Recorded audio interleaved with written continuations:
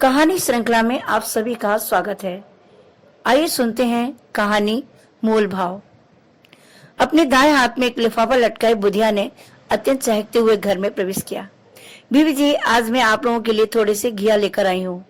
असल में मैंने एक दिन घिया के कुछ बीज हमारे घर के साथ जुड़ते खाली प्लॉट में डाल दिए थे। बीज और धरती दोनों उपजाऊ थे। बीज अंकुरित हो गए। मैंने नियम से देखभाल शुरू कर दी। अब तो वहां खूब सारे नरम घिया उगाए हैं। परसों मैं थोड़े से शर्मा बीवी जी के लिए लाई थी। उसका उत्साह उछल रहा था। हंसते हुए पुनः बोली, कल हमने खुद इसकी सब्जी बनाई, बहुत स्वाद बनी थी। घर के घिया की सब्जी बच्चों ने भी उंगलियां चाट चाट कर खाई। मैंने सोचा आज आप लोगों के लिए भी ले जाऊं।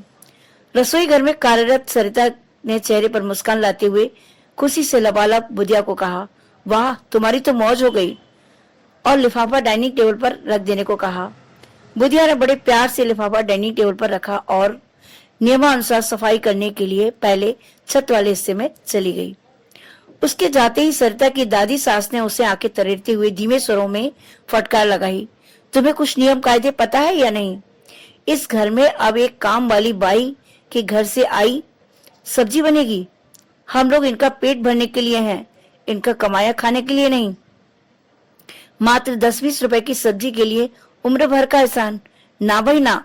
अभी वह नीचे आएगी तो किसी भी बहाने से घिया लौटा देना। वैसे भी कोरोना की इस महामारी में न जाने कहां से उठा लाई है। तुम्हारे बाबूजी को पता चलो तो सब्जी उठाकर बर्तन समेत बाहर फेंक देंगे। सक पकाई सरिता जब तक परिस्थिति को समझ पाती, उसके समीप खड़ी उसकी ननद अपनी दादी माँ के तीखे स्वर सुनकर तुरंत उनके निकट आई और उन्हें शांत करते हुए बोली, दादी, बात एहसान की नहीं, प्रेम की है। आपने बुधिया के छलकते आनंद की ओर गौर नहीं किया।